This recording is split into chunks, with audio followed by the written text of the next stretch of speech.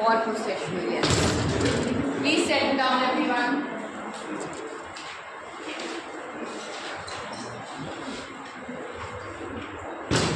We discussed why it's called integrated. Processual because it focuses more on the process of state formation rather than the structures of the state. Right? Because it's centralized, decentralized. Instead of that, how is the state formed? What else? Sometimes called alternative model because when it first emerged in the late 1970s and 1980s in the writings of it was seen as a viable alternative to the dominant model used to understand medieval India, which was feudal, right? And segmentary, you know that the segmentary model was also usually just applied to understand states in certain parts of the Indian subcontinent, and it was also widely criticized, right? Okay, all right. Let me also tell you that it's not a model per se like the earlier segmentary and feudal. Okay? Think of it more as a perspective. Think of it as the same questions which were asked by someone like Arish Sharma or Burton's team regarding state formation under the practice in early medieval India, but with a new mindset, but with a new perspective. Okay? Right? So, I mean, we still use the term paradigm, model, etc., but it is not an empirical model as such. You will also see a lot of similarities in all of these three ways of looking at early medieval India. We still have about experience.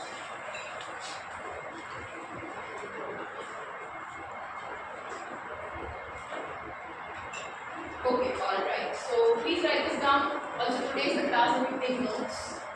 Even if you generally don't, because we are trying to simplify, compress P.D. Chattopadhyay's at least two of his articles. One is something I give you to read, right? That is the introduction from his book, The Making of Early Medieval India.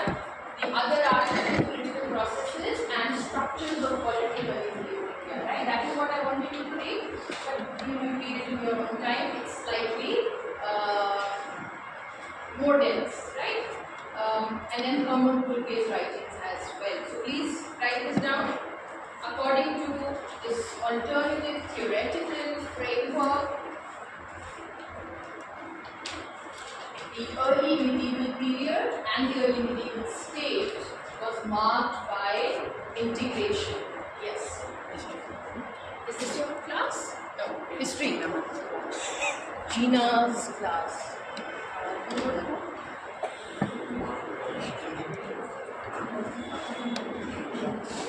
The early medieval period was marked by integration and not segmentation, feudalism, or decentralization. These are the general perspectives on this period, that it's marked by decentralization, feudalism, segmentation. Instead, these scholars consider the period to be marked by integration.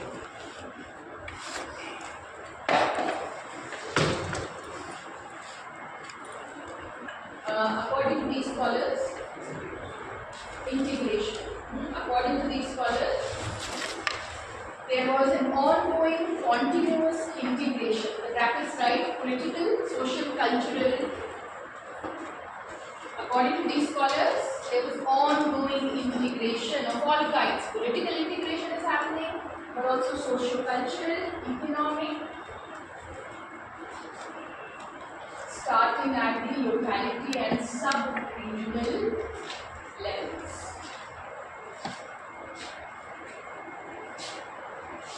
Starting at the local levels. A few points which will help you to understand this.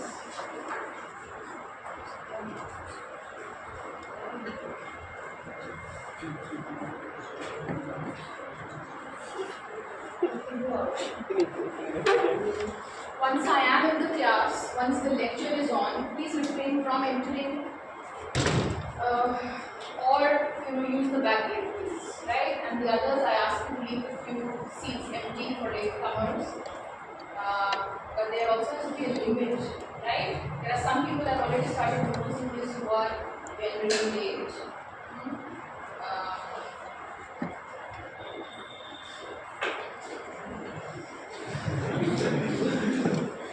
Please come in, share with someone.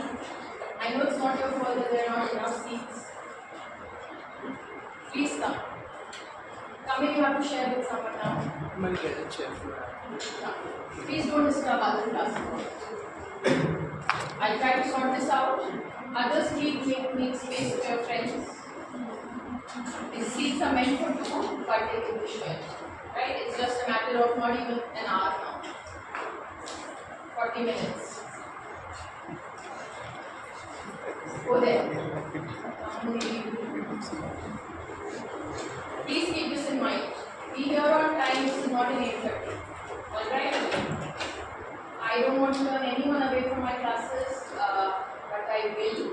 Okay? A few minutes here and there is okay. It's now 8 minutes. I generally come to class 5 minutes late. Right? I give you time to settle down. Yeah. Okay, alright. Few points to better explain what is meant by integrated state model. First and foremost, the focus is on processes and not structures. What processes? Processes of integration. Processes through which regions and people come together.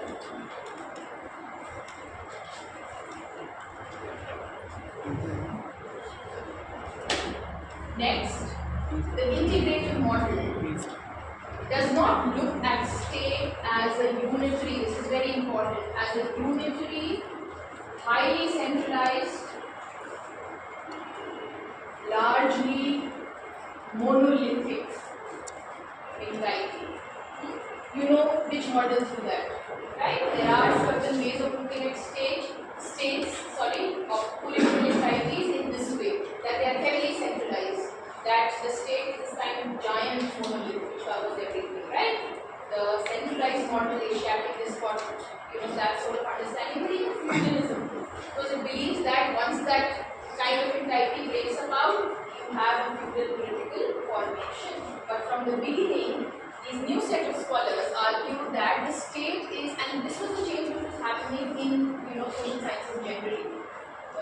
A difference in looking at what is a state, what is power, what is politics, etc. Okay, right? So the state was not unitary, monolithic, highly centralized structure, but continuously in process of making itself. Right? Yes, the state was not a centralized monolithic structure. Instead, the state was constantly informed, constantly making itself. Right? We have an idea that when the state emerges in the earlier period, it's still kind of tenuous and weak, etc., and then it reaches some phase where it is this great giant, structure. Right? They don't agree with it. They say that the state, whatever phase of political formation you're looking at, right? Whatever chronological phase you're looking at, it's constantly has to be made and remade. Is this clear? Right? So, a different way of looking at state structures, simply making of a state is seen as a constant process. Right? Never fully finished, always a constant process. Third thing, these scholars also moved away from the epicenter when looking at state formation in Indian subcontinent.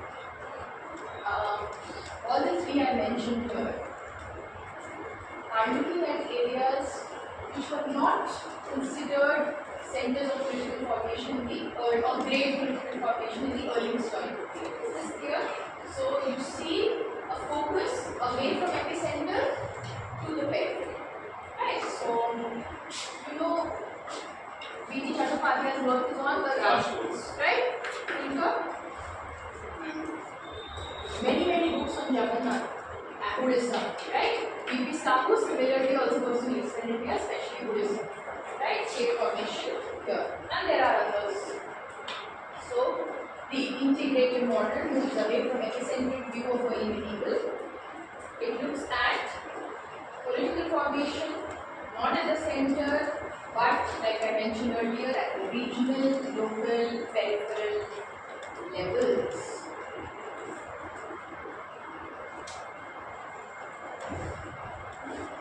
And the most important point, they look at change in early medieval. In the brackets, if you write political formation, that's one of the changes which is happening in this period. They look at change in the early medieval period, not in terms of collapse of an earlier established social political order. I repeat it. These scholars do not look at early medieval from the point of view of collapse of something which was there earlier. P.D. Chattopadhyay also mentioned this in his introduction. Remember, we discussed this right at the beginning as well, that usually when the early medieval period was studied, it was usually seen as something like an inversion of the early historical. Right? Whatever happened in the so-called ancient early historical period changed. Right? There was a collapse of something which was there. Whether it is social or political order, these are, the first historians in a way to say that all change in the early medieval period, including the coming up of states, cannot be seen from the point of view of collapse of an already established social political order which was there in the ancient or early historical period. Not everything can be explained by the way of saying that it was because the Buddhas had declined, right? Or some other great structure had declined, and right? Is this clear? Oh, all right. So, what can we say about the integrated model? It looks at state formation or changes in early medieval India as a continuous process, as the coming together of many different aspects. Political, social, cultural, all this will become much clearer when we move forward. We begin with P.P. Sahu. This is his article, Political Processes. We are covering his introduction in the class.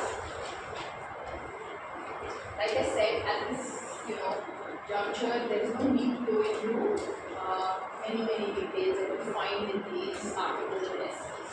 Okay, right? We are still talking about the theoretical context.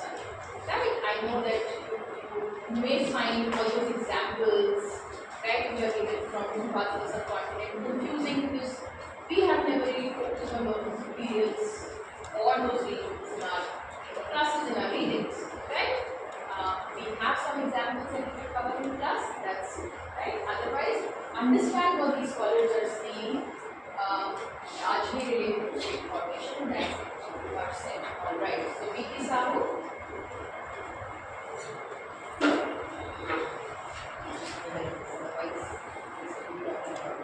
Okay, alright.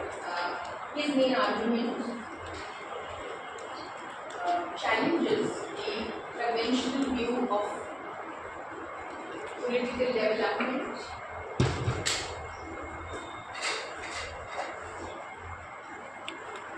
in the early medieval period, which was that it was centralized or decentralized. Right? You have to move beyond these terminologies, centralized or decentralized. Conventional view of the early medieval changes early medieval polity. You know that the feudal model rests on the evidence of land sales. Right? They are the primary sources of evidence to us to tell us what is happening in this period in terms of political developments, other things, etc. So, what P.D. Chattopadhyay is doing is asking if we can reevaluate the evidence we have from that.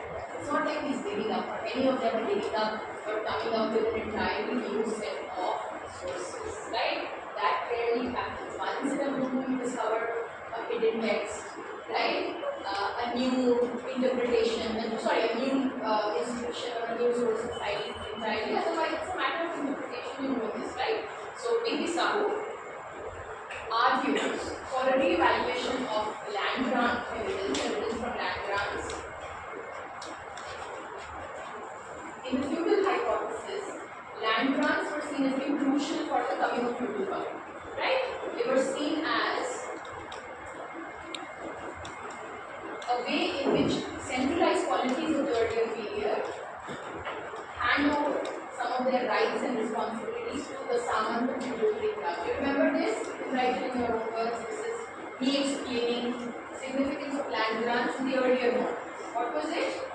According to R.S. Sharma and others, why are land grants so important? Keep in mind, for a medieval period, because through land grants, you can see that the earlier centralized monarchies are not performing well in this period, right? Because of maybe the social crisis which we were discussing last week, or other factors, they have great trouble in managing areas. They cannot collect land revenue, etc., etc.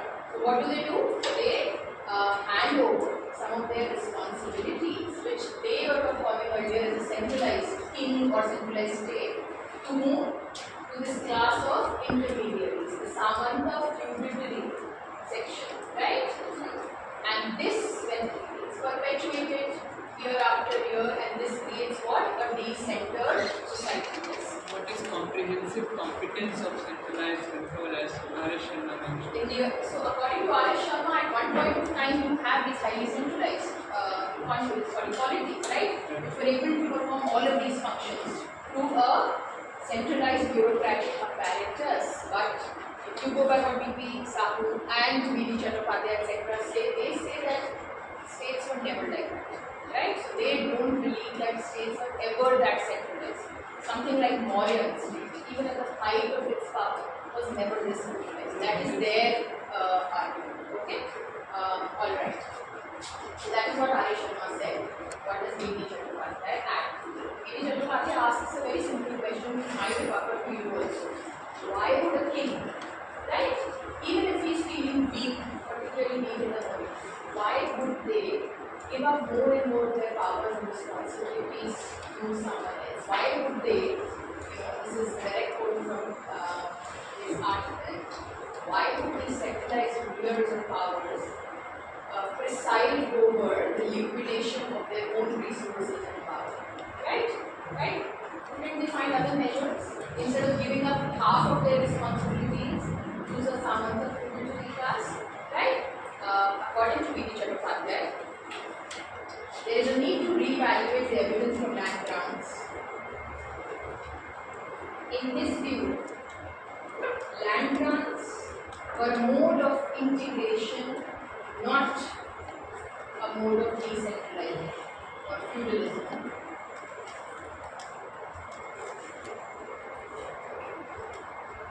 Through land grants, kings and states ventured into areas, into localities where they did not have a strong presence.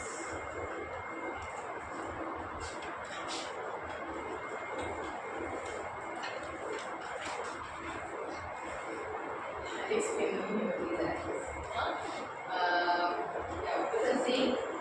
Through land grants, these rulers are able to venture into areas which are pre-state localities where you don't have other states, right? You might have tribal chiefs, some rudimentary kind of political development, etc. for the first time. So this argument is turning this argument that kings give land grants because of a certain reason. Why? Because they cannot fulfill those responsibilities in this feudal age, hence further feudalizing the system. His argument is that states were never that powerful. It was through systems like land grants that they were able to control some, they were able to levy some kind of control over new areas, new people. So, if you understand this, from a mode of decentralization and feudalism, land grants are now seen from a different perspective. They are seen as modes of integration. Kings, are often giving land grants, right? Mostly to religious establishments and brahmins, but also to officials, etc. Why are they doing it? Because it was one of the ways through which they can exact some kind of control. Not because their control was good. Alright. Write this. We have lots of time. In our tutorials, maybe we can have 5 minutes. Here in the class to discuss more about this. Another way of looking at land grants would be constant need for validation that royal power had. You know the relationship between, even now, between temporal and spiritual, right? Between politics and religion, right? You need one and the other to bolster each other, right? You see this now everywhere in the world, in many parts of the world. According to B.D. Chattopadhyay, there was a constant need of the temporal domain to validate its power even after establishment. Right? So our idea, generally, the way we think about this, when do kings need religious elite, Brahmins? Why do they build temples, etc.? The general idea is because they were coming. It was in the initial stage of their coming, right? B.D. Chattopadhyay says that remember, making of state is a continuous process. All of these things are constantly going on. The states need to be bolstered up by all of these things, right? As much as by say military campaigns, as much as by actual collection of revenue, this is also constantly going on. So according to B.D. Chattopadhyay, the temporal domain, the rulers, the states needed constant validation of power. It was necessary to connect with the sacred domain. In the brackets you can write all of these things. Land grants to Brahmins are part of this. Making of shrines and religious structures are part of this. Conducting certain religious, ideological, or integrating religious ideological rituals, right, into their courtly rituals. All of this is part of that. Later on we'll see, or even under the Cholas, we're looking at how bhakti is also utilized for this, right, etc. There was a constant need to connect the temporal with the sacred domain.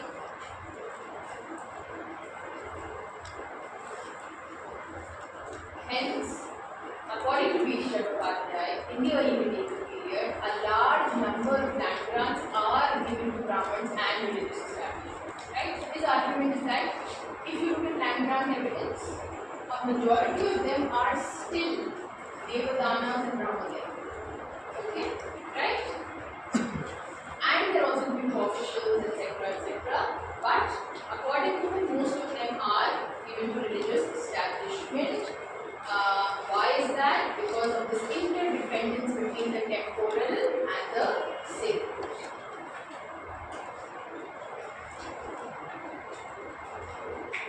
Is this clear? So for B.D. Chattopadhyay, I'll come to more specific things now. According to him, remember, polity is open-ended.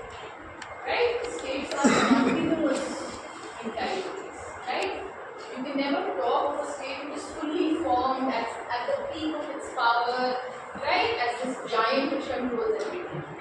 And it is not just B.D. Chattopadhyay who is bringing this new idea into the study of ancient and early medieval. Okay, you have the same set of ideas applied to say medieval states in India. Right? There is a big debate between those who see, because I teach that paper also currently, take something which is again seen as a giant mountain, the Mughal state. Right? The idea that it covers the entire Indian subcontinent, etc. There is a set of historians who see it as exactly that. Largely centralized bureaucratic apparatus which was governed from the center to royal officials to certain institutions, etc. Right? And then you have a new set of historians who say that pre-modern states, you can only talk about modern states like this, right? And they are so powerful because of technological developments, because of the power that states now have. You cannot talk of pre-18th century or pre-modern states in such a way, right? That they were so centralized. So the same ideas now apply to you know about the debate on Orient state, right? And same for Mughal. Because I'm doing this in the other class, there is this very interesting line which is said by these historians. They say that Muzaffar Alam, Sanjay Subramanian, this is for Mughal state. Okay, they say that the earlier way of looking at Mughal state was to see it as a wall-to-wall carpet. We now see it as a patchwork quilt. Okay, keep this in mind. Okay, alright. Is this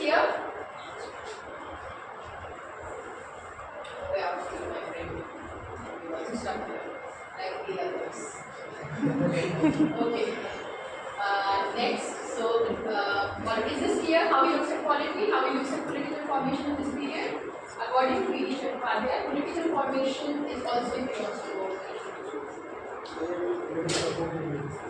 Yes, so according to V.D. Chattopadhyay, political formation is also closely tied up with two other major processes which are happening in the early period. This is in your reading.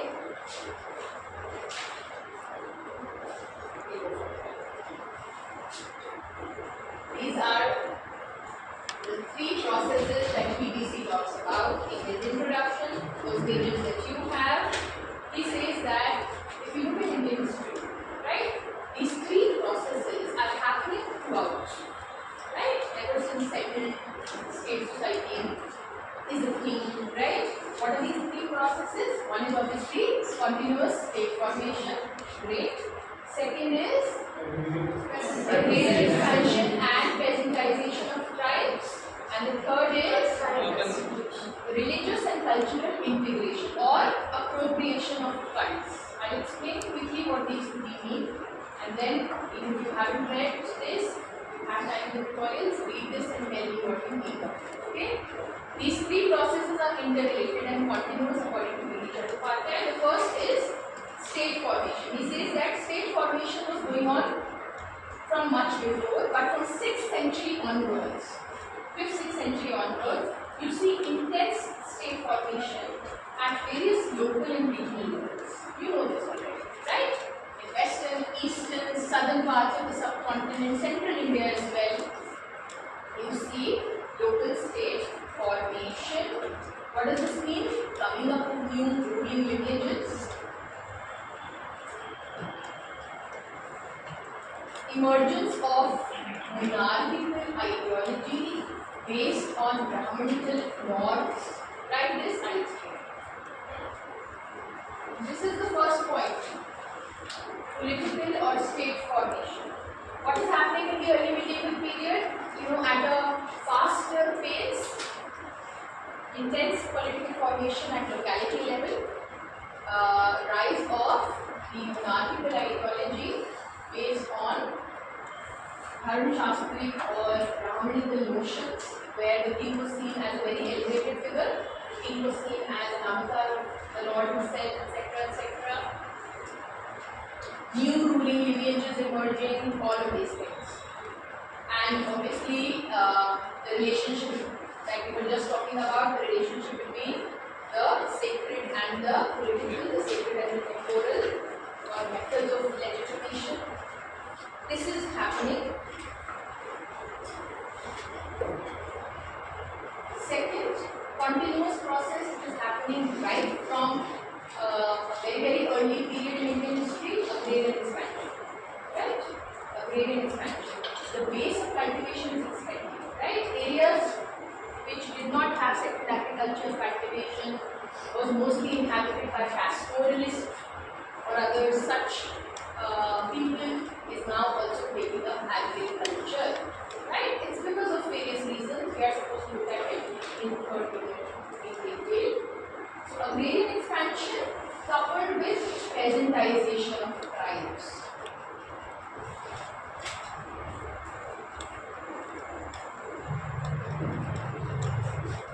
Agrarian expansion and peasantization of tribes.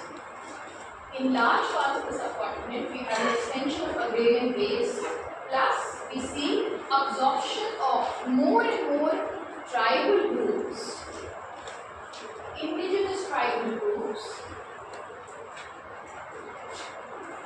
into the expanding agrarian base and a society based on Varna order.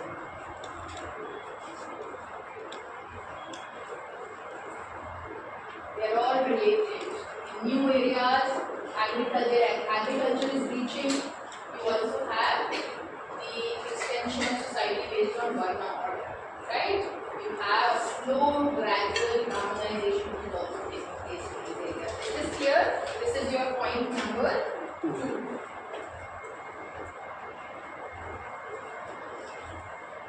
Third,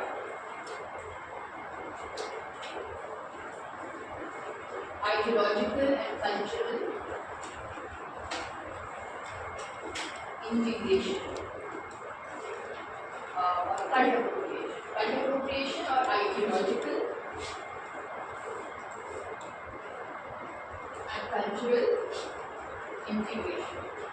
What does this mean?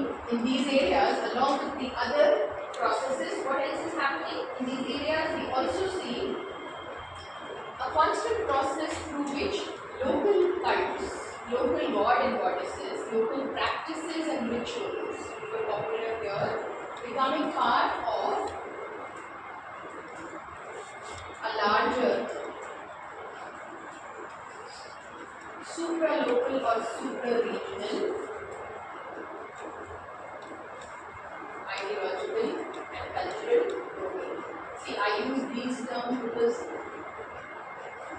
I don't think it's correct and PDC and others say this. It's not as simple as it's not as simple if we use, sorry, it becomes very simple if we use terms like the non-Aryan and the Aryan ones, right? Or regional is mixing or interacting with the central, right?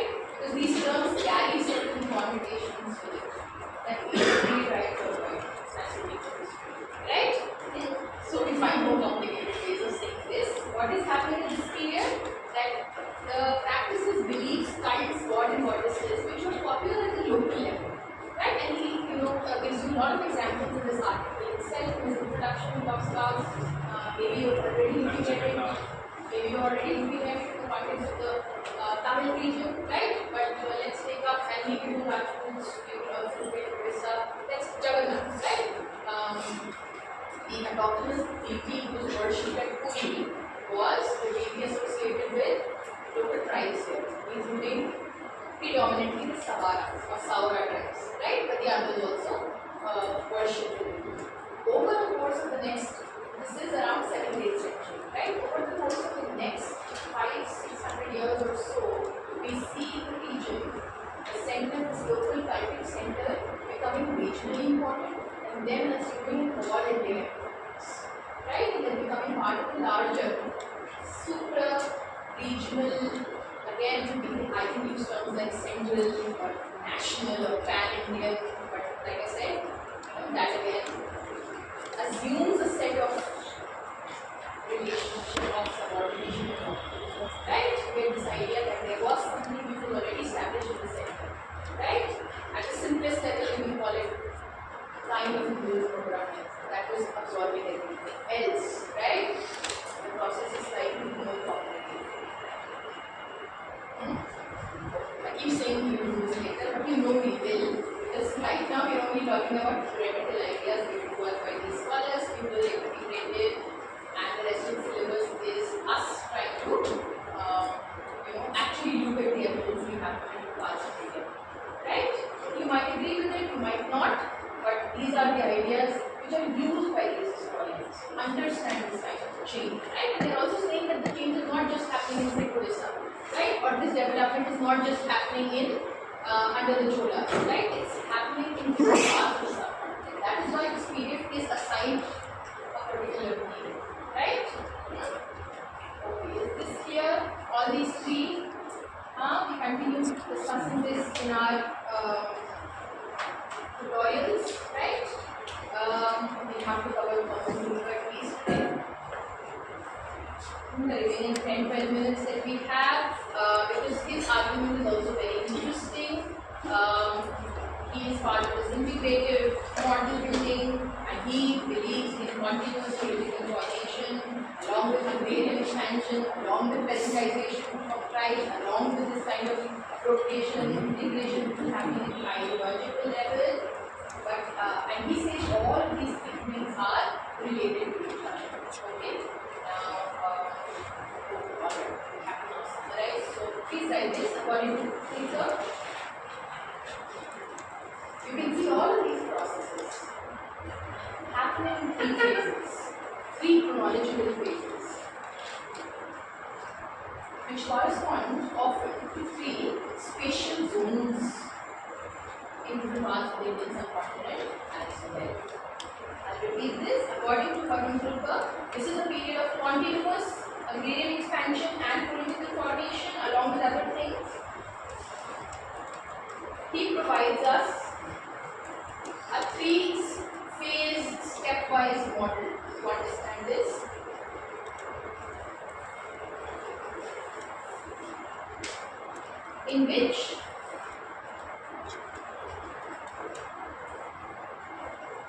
Political formation and corresponding socio-economic cultural changes happen in different regions of the subcontinent. What are these three phases? They are chronological phases which are also given spatial zones.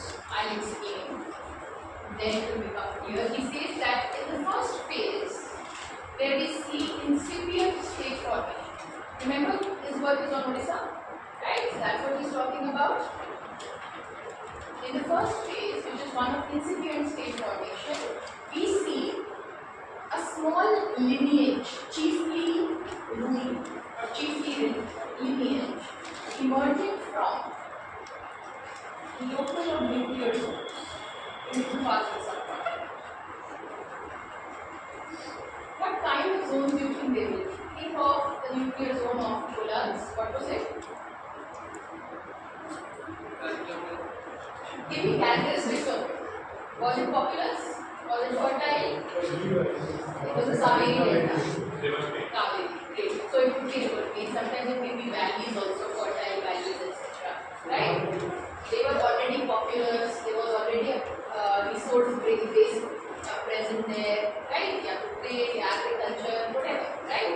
So yes. So what Abhipulke is saying, the first phase is saying, in this period of early state formation, you usually see a chiefly power, chiefs, chiefly kingdom, chiefly lineages establishing control over their nuclear or local areas, which were, like I just mentioned, you know this already, populous and fertile, etc. In this period, we also see agrarian expansion. In this period, we also see a connection building between the temporal and the sacred domain. So, what happens when these chiefs are able to, who is seen as the founder of the Chola dynasty? The medieval Cholas, not the ancient Cholas. You have a name for me? Give me a time period.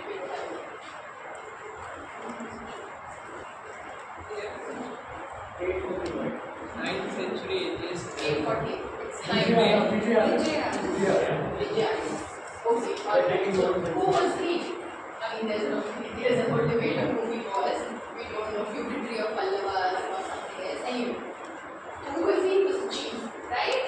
Who was from this fertile and populous and important Kaveri region. What is he doing? He is able to consolidate power and establish control over this nuclear zone.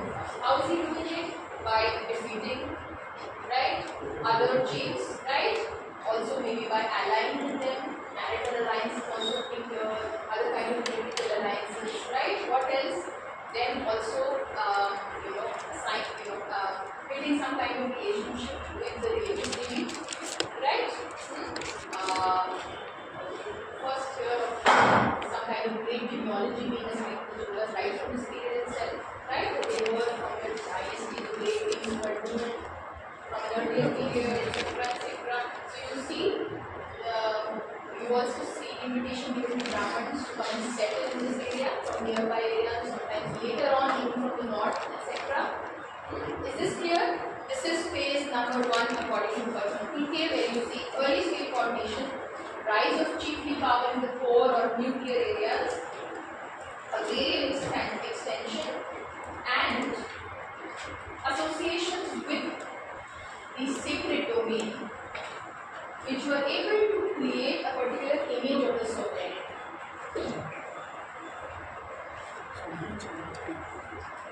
What is the significance of a grammatical Dharmashastra idea? Why can't these chiefs, keep following what they were following, right? Local religions, etc., etc. Sorry, religious beliefs, customs, etc. Remember that in the normative Dharmashastra Brahmanical tradition, a Raja or king has a very, very elevated position, right? He is seen as semi-divine. There is deification of him. Last week we were discussing on how the idea of king in Kali is so important. King is associated with dharma. King is associated with the establishment of Varna model. King is associated with social security. King is social order, all of those things, right? So think of these chiefs who are new to power. Why won't they use this idea, right? Okay, next phase. So in this period, we see all of these things. This is clear. In the next phase, beginning of all this. In the second phase, we see further intensification of political control in the nucleus area, nuclear local area, and extension into peripheral area. Think of the Cholas moving out of the Kaveri basin. Right? It happens further on. Further intensification of political control. This is the next phase. These local chiefs are now moving to peripheral areas. They are moving out of their core areas where they have already established control. They are now moving into peripheral areas. Simultaneously, the king's position, ritual position, is also extended. He is no longer. The easiest way to remember what is happening here is the king goes from a Raja to Maharaja to a Maharaja Adhiraja. Okay? Right? So, in this period, you also see extension of king's ritual status. His status is further elevated. He is now seen as a Maharaj. Only few chiefs are able to transform into Maharaj. Only few Rajas become Maharajas. Not everyone. The others who remain Rajas are now subsumed. Right, in the domain of the Maharaja. The role of Brahmins remains as important, even more important. More gifts, land grants are given to them. You see more and more of them being settled in the peripheral areas. Remember how Vidisha Chhattopadhyay inculcated land grants to Brahmins? It was a mode of integration. It was a mode of integration. You send these agents of integration, new areas, and they bring those areas into the domain of the center in some way or the other. Right? In this period, you see further integration of local customs, religious beliefs, deities, god and goddesses into some kind of cohesive ideology or culture or religion. Here, second phase. Third phase is when the power of these chiefs, they are no longer chiefs, they are Maharajas, right? Their power now is extending into the areas of neighboring chiefs. That's why I said that Common Pulke assigns concentric spatial zones to these three phases. The first would be, right, that's the core area. Then their power increases to cover the peripheral areas, right? And then the power is extended into neighboring areas of other chiefs. Okay, this is when that Raja becomes Maharaja Adhiraja. It is the emperor. Many of the neighboring chiefs are turned into tributary chiefs, right? Some kind of alliance is made with them. They are mostly, again, the Cholas, they are mostly people who are all around the larger peripheral area. They are largely left to rule independently, right? But only once they acknowledge the supremacy, sovereignty of the Chola sector, right? This way they are integrated into this kind of political formation, which is constantly happening, right? During this period, we also see the image of the king bolstered to an even higher level, right? He is now the Maharaja Adhiraj. You hear of state religious cults. Cholas were successful in doing this. You hear of grand temples being built in important areas. You hear of the entire apparatus of legitimation becoming even more complex and big and all of that, right? You see similarly agrarian expansion happening, peasantization of more and more tribes, right? The state also has more people now to tax, right? And this is also happening, right? Is this clear? Okay, alright, just to bring all of this to a conclusion. So according to Common Pulke, you see continuous process of political, cultural, and social integration taking place in early medieval India. A process in which local rajas transformed into Hindu Maharajas. That's his term. Okay, this is how we read it. You can see these Chattopadhyay does not use these terms. A process in which a local raja chief transforms into a Maharaja, and then into a powerful imperial ruler, a Maharaja Adhiraja, king of kings. Not every chief can become king of kings, right? Not every state has this trajectory. Some of the states you are discussing this semester, in greater detail you're reading about them, have this kind of trajectory. Along with this process of political formation, you also have processes of, this is all coming to date. He says along with this political formation, you have Sanskritization or / Brahmanization, expansion of caste society, Varna order, cult integration, etc. etc. When we look at Orissa, we will discuss some of these points with the help of examples.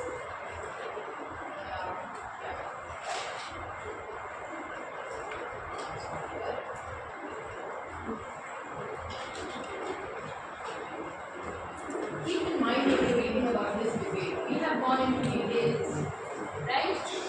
Perhaps more so than we did from the perspective of your final exams, right?